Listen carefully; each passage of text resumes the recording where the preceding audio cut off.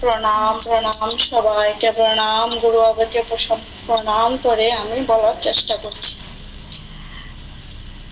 2022-এর August মাসে বাবার জন্ম উৎসব আমাদের এখানে মানবেন্দ্রদার বাড়িতেই শেষ হয়েছে। খুব বাবা থাকাকালীন তো কোনো অসুবিধা হয় না, খুব উৎসবের মতোই চলে, কেউ কোনো অসুবিধা হয় না, চলছে। শেষ হলো বাবার জন্মোৎসব। পরের দিন আমরা গেলাম, বাবাও চলে যাবেন, যেদিন চলে যাবেন এর আগের দিন আমরা সন্ধ্যার সময় গেলাম বাবার কাছে। প্রচুর মানুষ, খুব ভিড়, এত মানুষ, সবাই বেশিরভাগ মানুষের যেন অসুস্থ, চিকিৎসার জন্য আসলো। বাবার থেকে প্রেসক্রাইব করলো, ওষুধ কিনে আবার বাবাকে দেখালো। পরের দিন রাখি পূর্ণিমা, বাবাকে তো বাবার পরের দিন সকালবেলায় চলে যাবে, রাখি দিতে পারবে না, তার জন্য আগের দিনই অনেকে রাখি নিয়ে আসলো, বাবাকে রাখি পরালো। তো এর মধ্যে আমার একটা চিন্তা ছিল যে আমাদের ত্রিপুরার মধ্যে একটা মাসিক সৎসঙ্গ করার জন্য আমি কয়েকজন গুরু ভাই বোনদের সাথে আলাপ করলাম, অঞ্জলি দিকেও বললাম। অঞ্জলি দি বল, দেখো এত ভিড়ের মধ্যে বাবার সাথে কথা বলা যাবে না, আর বাবা তো কালকে চলে যাবে এই ব্যস্ততার মধ্যে, এতটুকু, আর কিছু এগুলো না, এতটুকু কথা। পরের দিন বাবা যাবে, আমরা সকালে বাবাকে নিয়ে আমরা আগে রেল স্টেশনে গিয়ে পৌঁছলাম, বাবাও গেল। তো বাবাকে রেল স্টেশনে উঠিয়ে তো আমরা তো মনে হলো যেমন বাবা চলে যাচ্ছে, সবাই কান্নাকাটি করছে, আসলাম ফিরে। এভাবেই চললো বেশ কয়েকদিন। পরে তো আগস্ট মাস, পরে কিছু কয়েকদিন বেশ কোনো কেউর সাথে কোনো যোগাযোগ হয়নি। হঠাৎ একদিন অঞ্জলি দি ফোন করে আমাকে বললো যে তুমি যে বলেছো সৎসঙ্গ হবে, করবে, হ্যাঁ তুমি সৎসঙ্গ করো, তোমার বাড়িতে হবে রাধা অষ্টমীর দিন। আমি যে আচ্ছা, 2 দিন পরে, যেদিন ফোন করলে 2 দিন পরেই রাধা অষ্টমীর দিন তোমার বাড়িতে সৎসঙ্গ হবে। আমি কি আচ্ছা করবো। তার জন্য আমি আমার একটু রেডি হতে হবে, ঘর গোছানো টোছানো। রাধা অষ্টমীর আগের দিন আমি আমার মেয়েকে বললাম, তুই আজকে পুজো দিয়ে দে, আমি একটু দেরিতে ঠাকুর ঘরে ঢুকবো। তো ও তো পুজো দিচ্ছে, দিয়ে আমি প্রায় 12টা-1টার সময় ঠাকুর ঘরে ঢুকলাম। ঢুকে দেখি রাধা কৃষ্ণের হাতের মধ্যে ও 2টো জবা ফুল দিয়ে রেখেছে, লাল জবা। তো আমি মনে মনে ভাবলাম, এতদিন তো রাধা কৃষ্ণকে লাল ফুল দেয়নি। আচ্ছা, আমার একটু মনে মনে একটু অন্যরকম হলো যে লাল ফুলটা না দিলে ভালো হতো। তো আমি বসে ঠাকুরের কাছে নিচে বসে জপ করছি। হঠাৎ ঠাকুরের কাছে চেয়ে দেখলাম কৃষ্ণের হাত থেকে লাল ফুলটা পড়ে একদম চরণে। আমি তো দেখে স্তম্ভিত, আমার চোখে দিয়ে শুধু জল পড়ছে। আমার মেয়ে এসে বললে, মা তুমি কাঁদছো কেন? আমাকে, দেখ তুই যে লাল ফুলটা দিলি হাতে, দেখ এখন কোথায়, ঠাকুরের চরণে। তারপরে সন্ধ্যার সময় অঞ্জলি দিয়ে আসলো, মিনা দিয়ে আসলো, আগের দিন একটু সবজি বানানো হবে, তো ওরা এসে হেল্প করলো। পরের দিন ভোরবেলা 3টার সময় উঠে অঞ্জলি দিয়ে স্নান করলো। খুব বৃষ্টি, রাত্রি 12টার থেকে খুব বৃষ্টি, আর আমাদের উঠানে তো একটু বৃষ্টি হলেই জল উঠে যায়, খুব ড্রেনের জল, খুব বাজে অবস্থা। তখন এত বৃষ্টি, আমি ঠাকুরকে ডাকছি, ঠাকুর তুমি বন্ধ করো ঠাকুর। আর এই কথা বলার সাথে সাথে এমন একটা বাজ পড়লো, এই বাজের সাথে সাথে কারেন্টও চলে গেল, আর সাথে সাথে বৃষ্টিও স্তব্ধ, বন্ধ। তারপরে টিপ টিপ ফুটা পড়ছে। তো আমার তো মোটামুটি নিচে পরিষ্কার করলো, কাজও এগোচ্ছে। 9টা, 9:30টার দিকে এই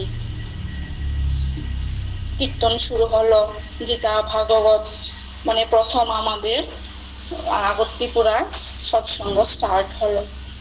খুবই এই সৎসঙ্গটা যাতে আরো এগিয়ে যায়, সবকিছু বাবার কৃপাতেই হলো এটা। আর আমিও যে এই অনুষ্ঠানটা করতে পারবো বাবা ছাড়া মানে হতেই পারে না। কেন, আমার আর্থিক অবস্থা তো বাবাও জানেন। ঠিক সেই সময়ে আমার হাজবেন্ডের যে কাজ অ্যাডভোকেট, তখনই যেমন টাকা এসে পৌঁছলো। এরকম ভাবেই একটা আগেই বলেছি যে একটা কোনো কাজ করতে গেলে বাবাই জন্য টাকা পাঠিয়ে দেয়, এমন মনে হয়। এইভাবে আমাদের সৎসঙ্গটা শেষ হলো। তারপরে এই মাসিক সৎসঙ্গ চলছে, এই সেপ্টেম্বর থেকে শুরু হলো, এই 2022, 23, 24, 25 এখনো চলছে, যাতে সবসময় চলতে থাকে বাবার কৃপায়। তারপর ডিসেম্বরের পুরী দানের অনুষ্ঠানে যাব। 2021-এ বাবা বলেছিল যে হ্যাঁ তোমরা সামনের বছর আসবে। আমি তো আগের থেকে প্রিপারেশন নেইনি। হঠাৎ করে যে ডিসেম্বর দানের ঠিক 5-6 দিন আগে আমার হঠাৎ করে ঠাকুর ঘরে আমার মনের মধ্যে আমি এক্ষুনি আমি টিকিট কাটি যে আমি পুরীর দানেতে যাব। আমার মেয়েকে বলি আমি একাই যাব, আমাকে কেটে দে টিকিট।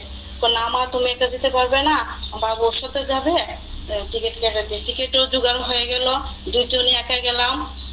ওইখানে রুমও বুক করা হয়েছে যোগাযোগ করে। পুরীর দানেতে গেলাম, কোনো অসুবিধা হয়নি 2022-এ। তারপর 2023-এর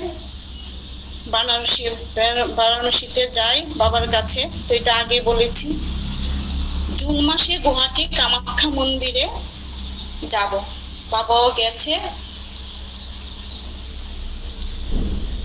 জুন মাসে আমার ছোট মেয়ের তখন কলেজে পরীক্ষা শেষ হবে 25 তারিখ, আর উৎসব শুরু হলো 24 তারিখ থেকে। তো 25 তারিখ বিকালেই ট্রেনে উঠি, 26 তারিখ ভোরবেলা পৌঁছে।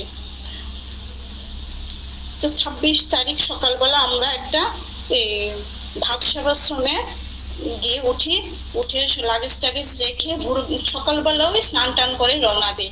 কিন্তু উপরে তো উঠা যাবে না, হেঁটে যেতে হবে। তো আমার হাজবেন্ড বেশি একটা হাঁটতে পারে না, ও তো নিচেই আস্তে আস্তে হাঁটছে, আর আমি আমার মেয়ে হাঁটছি। হঠাৎ করে দেখলাম একজন ভুটানের মেয়ে, বয়স বেশি হবে না, প্রায় 30 থেকে 35, খুব সুন্দর ভুটানি ড্রেস পরা, যেমন আলাদা একটা জ্যোতি মহিলার থেকে। আমাদের সাথে এসে বলে আমি তোমাদের সাথে যাব। আমি চলো। আমার হাজবেন্ড ভুটানি আছে, আমি একা এসেছি, ছেলে পরীক্ষা তার জন্য আসেনি।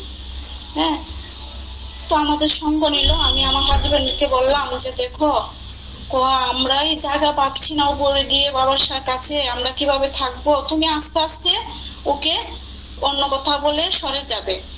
আমি মনে বলবো না না, এরকম তো করবোই না, বাবার কাছে গিয়ে বলবো। তো ও তো আমার সঙ্গে চলছে, খুব এরকম খুব সঙ্গ দিচ্ছে, হাঁটছি, ফটো তুলছি, কোনো আমাদের কোনো অসুবিধাই ফিল হচ্ছে না। আর আমার হাজবেন্ড তো একটু পিছনে পিছনে হাঁটতে পারছে না, বুঝতে পারছি।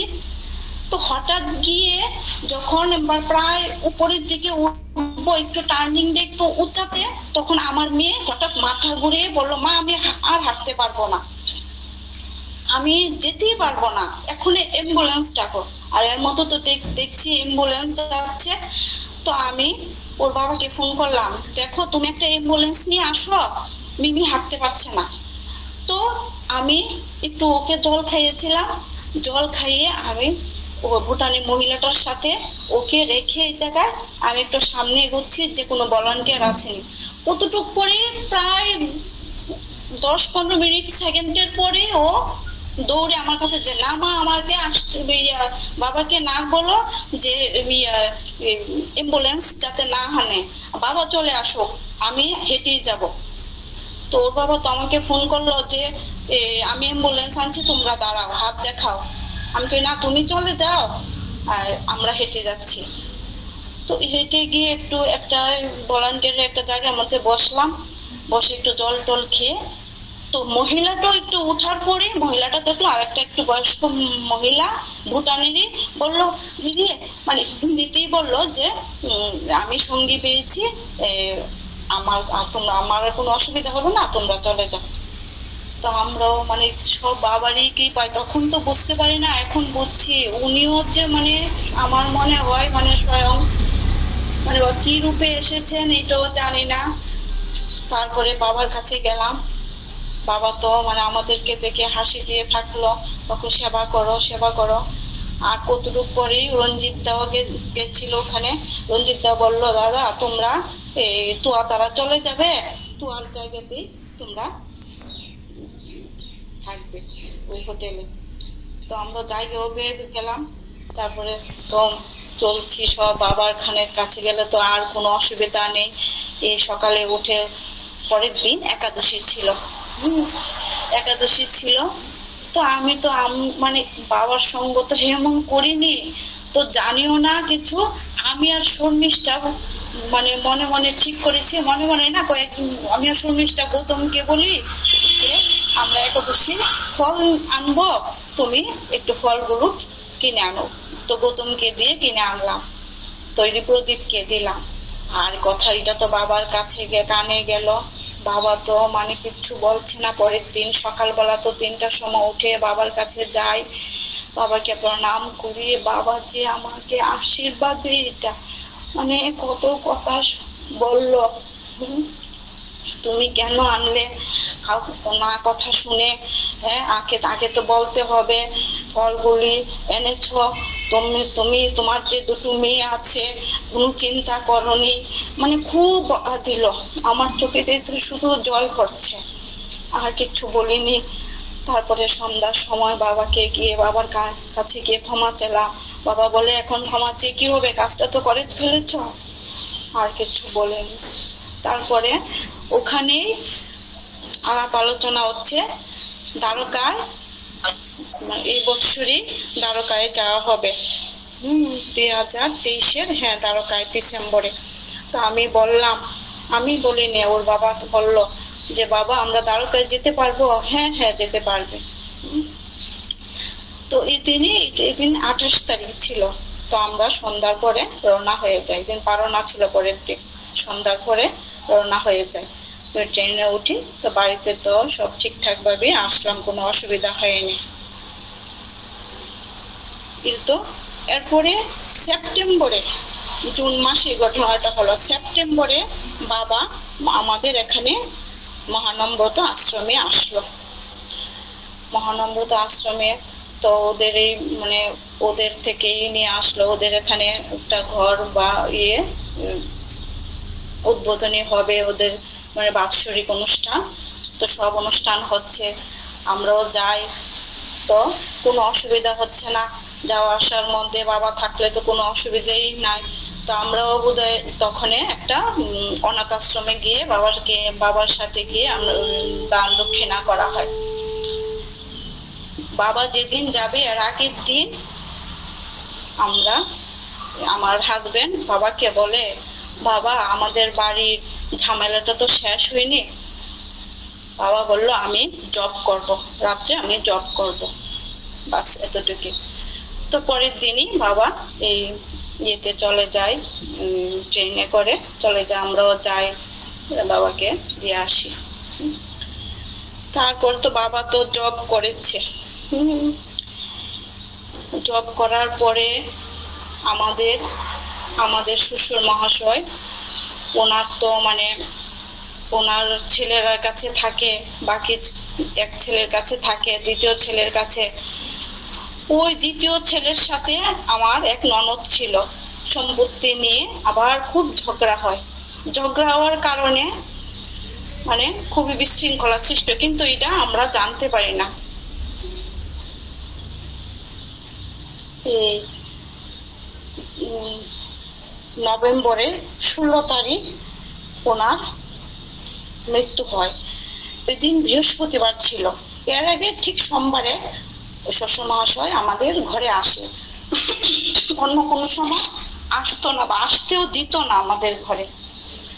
আসে, এসে মানে খুবই করুণ অবস্থা, মানে ওনার তো মানে খুবই সম্পত্তি, মানে এত, কিন্তু লাস্টে দিয়ে যে ওনার এত মানে খারাপ পরিস্থিতি,